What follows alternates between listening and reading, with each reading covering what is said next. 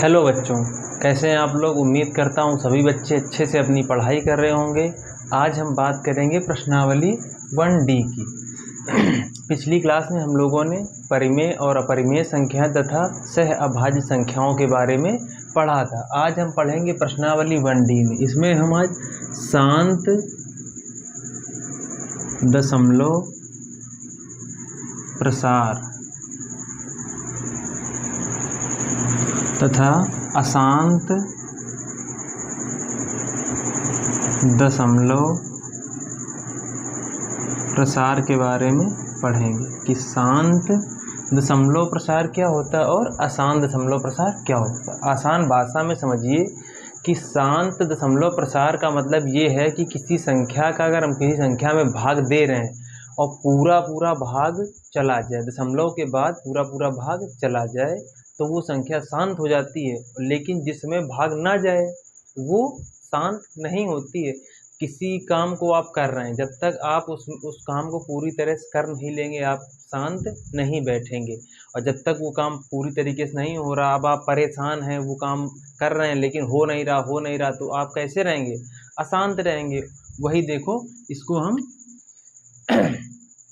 Example के माध्यम से समझेंगे कि जैसे 2 है, 2 का हमने भाग किया 5 में, 2 दूना 4, घटाया 1 बचा, दशमलव लगाया, 0 बढ़ाया, यहाँ पे 2 पंचे 10।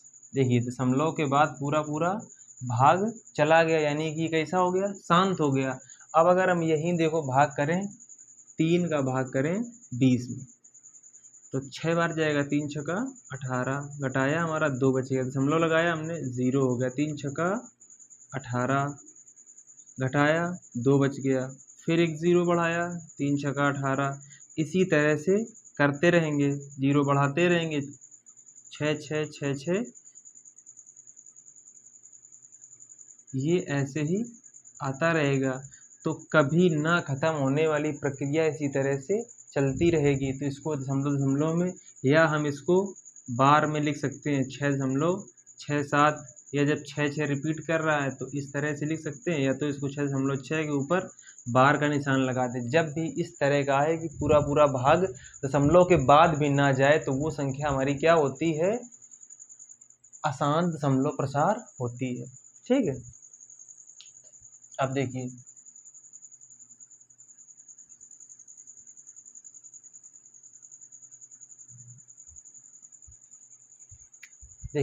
जैसे क्या करेंगे, जैसे कोई मान लो यहाँ पे 2 था तो हमने आसानी से भाग कर लिया, 3 था, कोई बड़ी संख्या आ जाए तो उसको हम क्या करेंगे? बिना भाग दिए किस तरह से बता सकते हैं? बिना भाग दिए हम उसको आसानी से किस तरह से बता सकते हैं। तो देखिए सवाल नंबर 1 1D का पहला सवाल है 17/8। ये हमें बताना है कि ये प्रसार जो है, ये जो हमारा दशमलव प्रसार भाग करने के बाद में आएगा तो ये शांत होगा या अशांत होगा। तो देखिए इससे पहले कुछ चीज़ें हम देखते हैं कि अगर हमें यहाँ से संख्याओं को देखें, 1 2 3 4 5 6 7 8 9 10, 9 तक लेंगे क्योंकि 10 में तो 5 और 2 आ जाएगा। देखिए अगर हम किसी संख्या का 2 से भाग करेंगे तो पूरा कटेगा, कभी भी ऐसा नहीं होगा कि वो अशांत आ जाए। तो जब 2 से कटेगा तो 4 से भी कटेगा और 8 से भी कटेगा। ठीक है, 1 का तो पूरा भाग चला ही जाता है, 1 से तो कोई मतलब है नहीं क्योंकि 1 का भाग सभी संख्याओं में चला जाता है, तो 1 यहाँ से हटा देंगे। अब देखिए बचा हमारा 3 5, 5 का भी अगर किसी संख्या में भाग देंगे तो हमेशा पूरा भाग चला जाता है।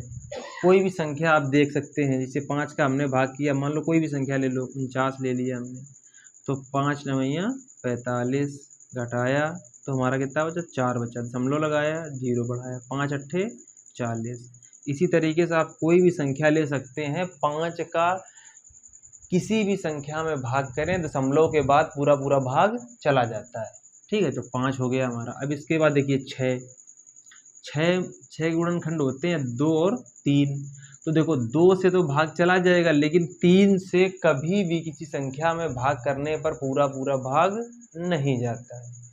इसके बाद में 8 तो हो ही गया था। अब 7 देखिए, 7 का भी किसी संख्या में अगर हम, ऐसा नहीं कि सभी संख्याओं में जिसमें 7 का पूरा पूरा भाग जा रहा है उसमें तो जाएगा, लेकिन जिन संख्याओं में, मतलब ऐसा नहीं कि हर संख्या में चला, जैसे 14 है यहाँ पे, तब तो चला ही गया, 7 दूना 14, तो ये खत्म हो गया, ठीक है। लेकिन अगर हम बात करें 7 का भाग करें 22 में, किसमें, 22 में, मतलब इसके गुणांकों को छोड़ करके जो 7 के पहाड़े में आते हैं उन संख्याओं को छोड़ करके अगर हम किसी भी संख्या में भाग करें तो 7 का कभी भी पूरा पूरा भाग नहीं जाएगा।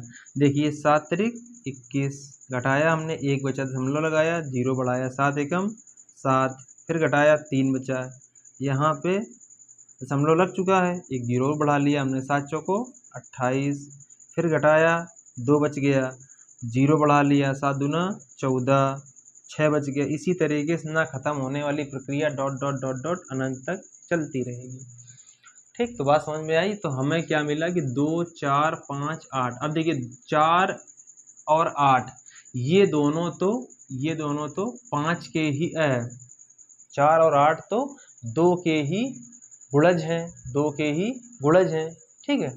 अब देखिए मतलब हमें ये समझ में बात आई कि 2 4 5 और 8 से अगर किसी संख्या में भाग करेंगे, अब देखिए 9 क्या है, 9 तो 3 का 9 और 3 का भाग नहीं जाएगा, तो 9 का भी मतलब 9 के गुणांकों को छोड़ करके जिनमें 9 का भाग जा रहा है, जो 9 के पहाड़े में आते हैं उन संख्याओं को छोड़ करके अगर हम किसी संख्या में 9 का भाग करेंगे तो कभी भी वो संख्या पूरी पूरी नहीं कटेगी।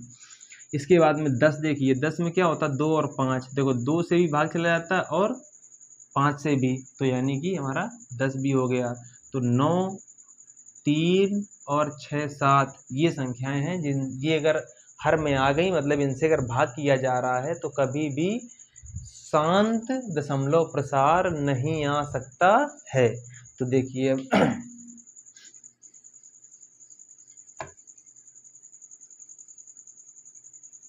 चीज़ों को रटिए मत, गणित कोई रटने वाला विषय नहीं, इसको आसानी से और बहुत अच्छे तरीके से समझिए। तो अब हम क्या करेंगे कि जब भी इस तरह का सवाल आए और हमसे शांत या अशांत दशमलव प्रसार पूछा जाए तो हम क्या करेंगे, इस तरह से नीचे 2 की पावर m और 5 की पावर n हर में, क्योंकि देखो हमने अभी देखा था कि 2 और 5, 2 4 8 10, जिनमें 2 या 5 गुणांक थे, या 2 या 5, ये जब नीचे होते हैं तो पूरा पूरा भाग जाता, बाकी किसी भी संख्याओं से भाग नहीं जाता। देखिए अब छोटी संख्याएं थी तो आपने भाग कर लिया था आसानी से, लेकिन जब बड़ी संख्याएं होंगी और सवाल में ये बोलेगा भी कि लंबी विभाजन प्रक्रिया का प्रयोग किए बिना ये बताइए कि वो जो प्रसार है, जो दशमलव प्रसार है, वो शांत है या अशांत है। तो जब भी इस रूप का प्रश्न होगा, ठीक है, जब भी इस रूप का बन जाए तो कैसा होगा, शांत होगा। कैसा होगा, शांत दशमलव प्रसार होगा। जब भी 1/2 की पावर m इंटू 5 की पावर n के रूप का बन जाए तो कैसा होगा हमारा प्रसार, शांत दशमलव प्रसार होगा। अगर इस रूप का ना बने तो हमारा अशांत होगा। अब देखिए इसके बाद में ये हो गया हमारा। अब देखिए कि 5 और 2, क्योंकि देखो 5 2 तो अभी हमने दिखाया था कि क्यों, लेकिन ऐसे भी देख लीजिए अगर 5, अब जहाँ यम और एन, अब आपके दिमाग में आया होगा कि यम और एन क्या है, यम और एन कोई भी संख्या है, मतलब पूर्ण संख्या। क्या है, पूर्ण संख्या, मतलब 0 1 2 3 4 डॉट डॉट डॉट डॉट कोई भी संख्या, ठीक है।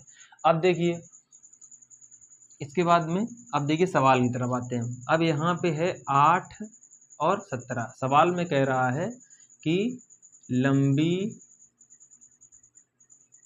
विभाजन प्रक्रिया का प्रयोग किए बिना शांत या अशांत दशमलव प्रसार हमें बताना है। ठीक है, शांत है कि अशांत है। अब देखिए सवाल को हम बनाएंगे 2 की पावर m और 5 की पावर n के रूप का। तो 8 हमारा 2 का घन होता है, 2 की घात 3 बराबर क्या होता है, 8 होता है। मतलब घन मतलब उसी संख्या का उसी से 3 बार गुणा, 2 गुणा 2 गुणा 2, 2 दूना 4 दूना 8, लिखा वही है, उसका हमने रूप बदल लिया। अब हम कहेंगे कि ये कैसा है, शांत दशमलव प्रसार है। अब मैंने कह दिया कि ये कैसा हमारा शांत दशमलव प्रसार है। तो आप लोगों के दिमाग में आएगा कि यहाँ 2 की पावर m तो बन गया है, 2 की पावर m तो बन गया, लेकिन 5 की पावर n नहीं कहीं में दिख रहा है। फिर ये किस तरह से दशमलव, मतलब ये जो दशमलव प्रसार है शांत हो गया ये। तो देखिए यहाँ पे हम 5 की पावर 0 लिख सकते हैं, 5 की पावर 0, 5 की घात 0, किसी भी संख्या का। ये देखिए मोस्ट इम्पॉर्टेंट पॉइंट है, इम्पॉर्टेंट पॉइंट है ये, कि किसी भी संख्या की घात में 0 हो तो उसका मान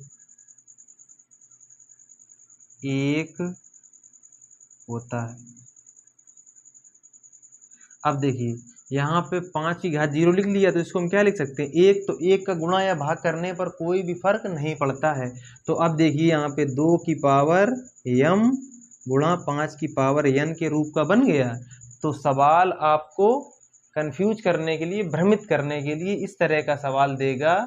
ठीक है, सवाल इस तरह का दिया जाएगा जिससे आप भ्रमित हो जाएं कि यहाँ पर तो 5 की घात हमें कुछ दिख नहीं रही है, तो 2 तो है केवल, मतलब इस रूप का अगर ना भी हो तो 2 है, या 5 हो, या दोनों हो, या दोनों। अभी आपको हमने दिखाया था करके कि 2, 4, 8, 10 और 5 ये संख्याएं अगर हर में होंगी तो पूरा पूरा भाग चला जाएगा। तो अब चीज़ें समझ में आई होंगी, इसको नोट कीजिए, फिर अगले सवाल की तरफ बढ़ते हैं।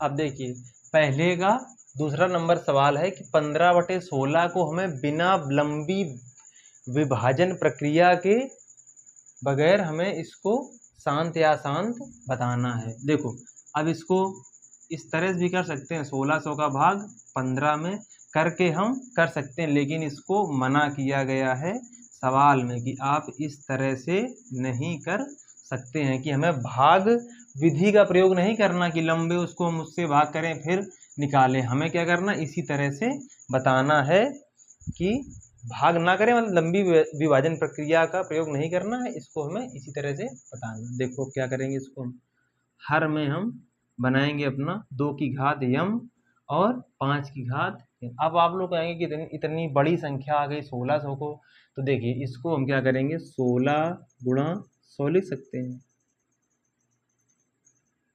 फिर इसके बाद में ऊपर यही रहने दीजिए 16 गुणा, अब देखिए 100 को लिख सकते हैं 25 गुणा 4। क्या लिख सकते हैं, 25 गुणा 4, 25 चौको 100। ये सब चीज़ें कब समझ में आएंगी कि हम कैसे लिख पाएँ, हमें कैसे पता चले, तो ये सब प्रैक्टिस करने से जब आप सवाल बहुत सारे सवालों को लगाएंगे तब आप धीरे धीरे करने लगेंगे। ठीक है, अब देखिए 15/16 चौको 64, या आप लिख दीजिए 2 की पावर 4 गुणा 5 की पावर 2 गुणा 4 को लिख सकते हैं 2 की घात 2, 16 को लिख सकते हैं 2 की घात 4, 2 दूना 4 दूना 8 दूना 16। इसके बाद में 15/2 की घात 4 और 2 की घात 2। जब भी आधार समान हो तो घातें क्या होती हैं, जुड़ती हैं। क्या काम है कि जब भी आधार समान हो और वो संख्याएं गुणा में हो तो घातें जुड़ती हैं। देखो आधार 2 2 हैं इनके, तो घातें 4 और 2 6 और 5 की घात 2,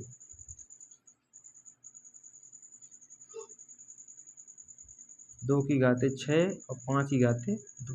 अब ये देखिए 2 की घात m और 5 की घात n के रूप का बन गया, हमारा के रूप का बन गया। तो ये क्या होगा, शांत दशमलव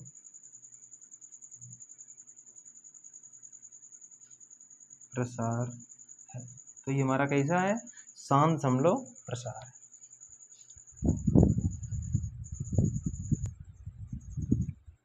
अब देखिए प्रश्न नंबर पहले का पांचवा भाग, पांचवा सवाल इसमें क्या कह रहा है, पांचवा नंबर सवाल कह रहा है 6/15 को बताइए कि ये शांत है या अशांत है, शांत है या अशांत दशमलव प्रसार है, शांत दशमलव प्रसार है या अशांत दशमलव प्रसार। देखिए फिर हम वही करेंगे, हर में 2 की घात यम गुणा 5 की घाते यन बनाने का प्रयास करेंगे। तो इसको लिखेंगे 3×5=15। अब कुछ बच्चों के दिमाग में आएगा कि देखिए 3 की घात 1 है और 5 की घात 1, तो यहाँ पर ये अशांत होगा, लेकिन जल्दबाजी नहीं करना। अब ये देखिए जरा कि ये 3 से कट रहा है, 3 दूना 6, 3 दूना 6। अब देखिए क्या बचा, 2/5 बचा, क्या बचा 2/5। तो यहाँ पे 5 की घात कितनी है, 1। फिर बच्चों के दिमाग में आ रहा होगी कि यहाँ 2 की घात कुछ नहीं बना, यहाँ तो केवल 5 की घात है। तो देखिए इसको हम गुणा में 2 की घात 0 भी लिख सकते हैं, लेकिन पहले भी आप लोगों को बताया था कि जब नीचे हर में 5 हो, 2 हो, या 2 के गुणनखंड हो, या 2 के कोई गुणनखंड नहीं, 2 के गुणज हो, या 5 के गुणज हो, ठीक है, तो वो क्या होगा, शांत दशमलव प्रसार। अब देखिए पहले आप गुणनखंड और गुणज में अंतर समझिए। गुणनखंड क्या होता है, कोई संख्या के हम खंड कर दें, गुणा गुणा में खंड लिख दें। जैसे 6 है हमारा, तो 6 क्या हो गया, 2 × 3, तो ये क्या हो गए, इसके गुणनखंड हो गए, गुणनखंड। लेकिन 3 के, अब गुणज की बात आई, क्या आई, गुणज, तो 3 के गुणज क्या होंगे, 6, 9, 12, 15, 18, 21, 24, ये सब क्या हमारे गुणज हैं, ये सब क्या है, गुणज। मतलब कि 3 का इन सभी में गुणा है। देखिए जब किसी संख्या के खंड खंड कर दिए जाएं तो वो क्या होते हैं, गुणनखंड। खंडों को गुणा में लिखा जाए तो गुणनखंड, और जब कोई संख्या, ये 3 है, इसका सभी में गुणा है, इसका सभी में गुणा है, तो ये क्या इसके हैं, गुणज।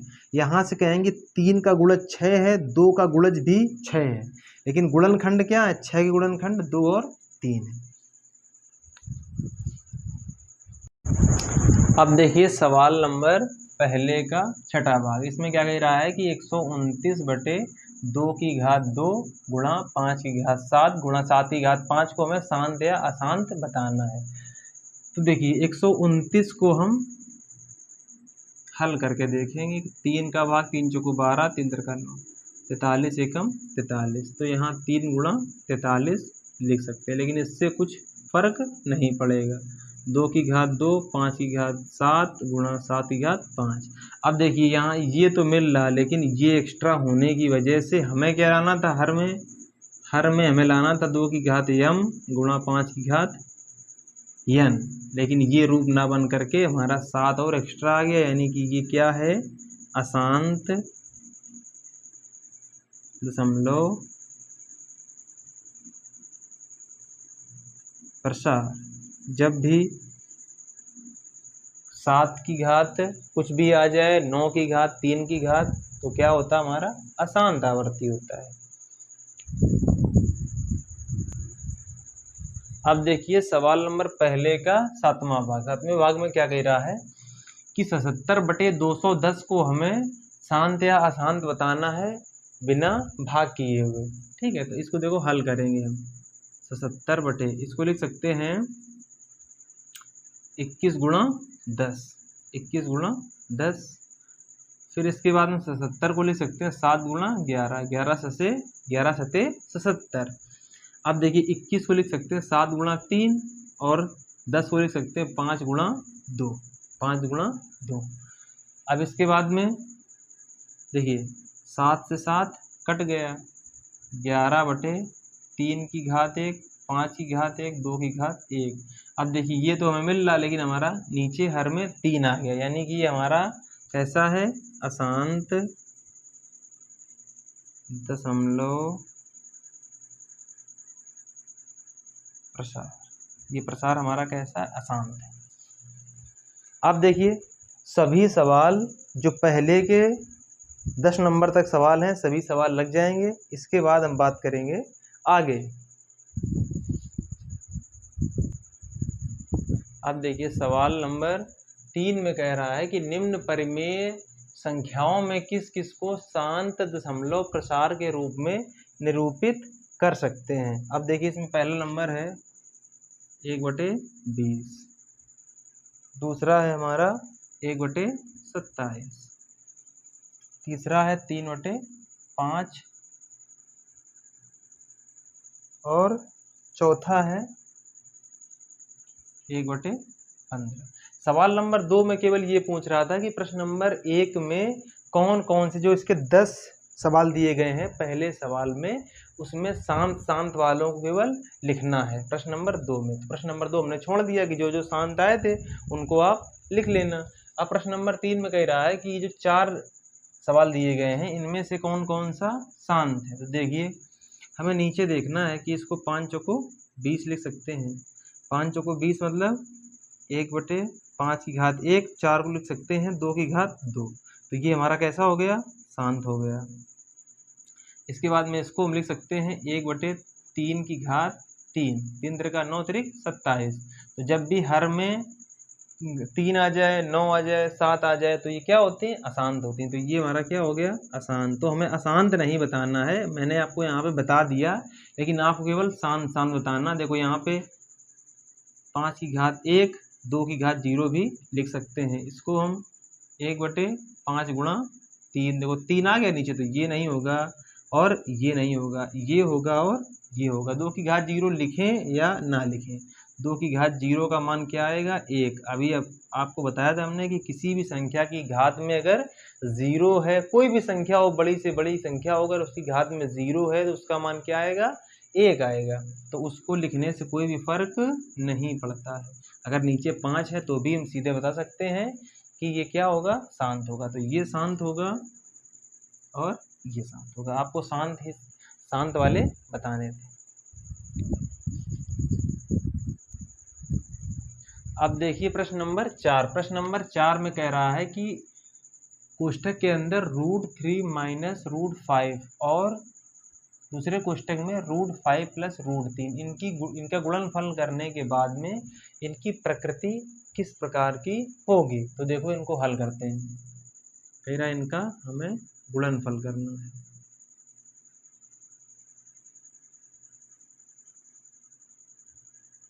देखिए गुणा आप सीधे सीधे भी कर सकते हैं, लेकिन अगर आपको बीजगणित के जो कक्षा 6 में सबसे पहले जब आप शुरू करते हैं बीजगणित पढ़ना, तो आपको एक सूत्र पढ़ाया जाता है a² माइनस b² का। ये होता है एक कोष्ठक में a प्लस बी, दूसरे कोष्ठक में a माइनस बी। तो देखिए आपको ये a माइनस बी और a प्लस बी के रूप का दिख रहा है। ये बस आगे पीछे है a minus B, a plus B, और ये हमारा। तो याद रखिएगा गुणा में चीज़ें आगे पीछे होने से कोई भी फर्क नहीं पड़ता है। तो अब देखिए इसको हम a² माइनस b² के बराबर ये होता है, तो इसके बराबर ये होता है, तो इसकी जगह पे हम a² माइनस b² लिख सकते हैं। तो a² मतलब a हमारा क्या है, √3 का स्क्वायर, माइनस b क्या हमारा √5, इसका स्क्वायर करेंगे, ये स्क्वायर मतलब वर्ग। ठीक है। अब देखिए किसी भी संख्या के ऊपर अगर स्क्वायर लगा और वो संख्या काय में है, रूट में है, मतलब वर्गमूल में है, तो उसके वर्ग से उसका वर्गमूल हट जाता है। तो 3 हमारा बाहर आ जाएगा, -5। अब 5 के ऊपर भी वर्गमूल लगा और उसके ऊपर वर्ग लगा है, तो वर्ग से वर्गमूल हट जाएगा, तो हमारा 5 आ जाएगा। 5 से 3 घटा तो 2 आ जाएगा। लेकिन चिन्ह देखिए, विपरीत चिन्ह हमेशा घटते हैं, विपरीत चिन्ह हमेशा घटते हैं। तो ये देखो माइनस का, ये प्लस का, तो घट गया, तो 5 से 3 घटा 2, लेकिन चिन्ह हमेशा बड़ी संख्या का आता है। बड़ी संख्या क्या हमारी 5 है, तो माइनस का। तो ये हमारी कैसी संख्या है? परिमेय संख्या। कैसी है हमारी ये? परिमेय संख्या है। यही इसकी प्रकृति है। अब देखिए परिमेय संख्या कैसी है, इसके बटे हम 1 लिख सकते हैं। ये संख्या रूट में नहीं है तो ये कैसी हमारी है? परिमेय संख्या है। अगर रूट में आ जाती, वर्गमूल में आ जाती तो अपरिमेय होती। अब देखिए सवाल नंबर 5 में कह रहा है कि 2√45 प्लस 3√20 बटे 3√5 को सरलीकरण, मतलब इसको सरल करके, इसको हल करके हमें बताना है कि ये संख्या परिमेय है या अपरिमेय है। तो देखो हम हल करेंगे। हल करने में क्या कर सकते हैं, इसको हम लिखेंगे 2√45। अब देखिए 2 तो ये बाहर है, 2 तो ये बाहर है, इसको हम लिख सकते हैं 9 गुणा 5, 9 पन्ना 45 प्लस 3, रूट में जो संख्या है इसको हम 5 गुणा 4 लिख सकते हैं, 5 चौको 20 बटे 3√5। अब इसके बाद में देखिए 9 किसका वर्गमूल है? 9 किसका वर्ग है? 3 का है। तो 9 का वर्गमूल बाहर कितना निकलेगा? 3। अब 5 तो किसी का वर्ग होता नहीं है, 5 तो किसी का वर्ग होता नहीं, तो 5 अंदर ही बना रहेगा। अब देखिए 4 किसका वर्ग है? 2 का, तो 2 बाहर आ जाएगा, तो 3 गुणा 2, लेकिन रूट के अंदर 5 रह जाएगा बटे 3√5। अब देखिए 3 दूना 6। अब देखिए √5 इसमें और √5 इसमें, दोनों में क्या है? कॉमन है, तो हम इसको कॉमन ले लेंगे। यहाँ क्या बचा? 3 दूना 6 प्लस यहाँ क्या बचा? 3 दूना 6, नीचे 3√5। अब √5 से √5 कट गया, ऊपर हो गया 6 6 12 बटे 3 चौको 12। तो ये क्या हमारी आ गई? परिमेय संख्या। 4 क्या है हमारी? परिमेय संख्या है। इसको हम P/Q के रूप में लिख सकते हैं। 4 को आप लिख लीजिए 8 बटे 2, 2 चौको 8, लिखा तो वही है, कुछ भी लिख लीजिए, 16 बटे 4 लिख लीजिए, भाग करने पर 4 आ जाए। अब देखिए सवाल नंबर 6। सवाल नंबर 6 में कह रहा है कि इसको बताना है कि ये परिमेय है या अपरिमेय। ये परिमेय है या अपरिमेय है। अब देखिए क्या करेंगे कि हम देखेंगे कि इनका क्या भाग जा सकता है एक दूसरे में। 7 4 11 1 12, यानी कि 3 का इसमें जा सकता है। 9 2 11 और 1 12, इसमें भी 3 का जा सकता है। तो 3 3 से काटें एक एक करके, या देखो हम सीधे भी देखते हैं कि क्या 147 का पूरा भाग इसमें जा सकता है। तो देखिए ये 150 के करीब है और ये हमारा 1000 के करीब है, तो लगभग 8 से 9 बार जाएगा। अगर हम अब हमें देखो यहाँ क्या लाना, पीछे 9 लाना, कितना लाना है? 9।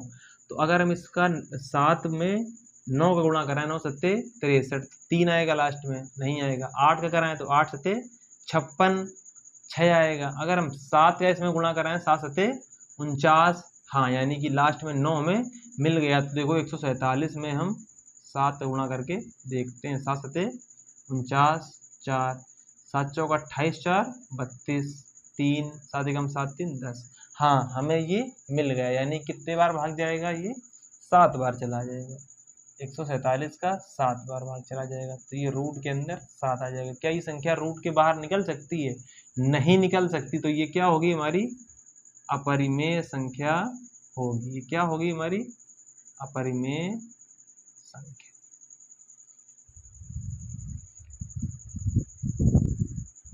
अब देखिए सवाल नंबर 7 में 3/8 को कह रहा है दशमलव रूप में गणना करना, इसकी दशमलव रूप में हमें गणना करनी। तो देखो 8 का भाग करेंगे हम 3 में, भाग न जाई खाई बिंदु, दशमलव लगाया 0 बढ़ाया, 8 त्रिक 24 घटाया 6 बचा, दशमलव लग ही चुका है 0 बढ़ाया, 8 सत्ते 56 घटाया 4 बचा, 40 हो गया, 8 पंचे 40, पूरा भाग चला गया। तो कितना आ गया भाग करने के बाद में? 0.375, यही हमारा आंसर हो गया। यही दशमलव के रूप में हमारी गणना हो गई।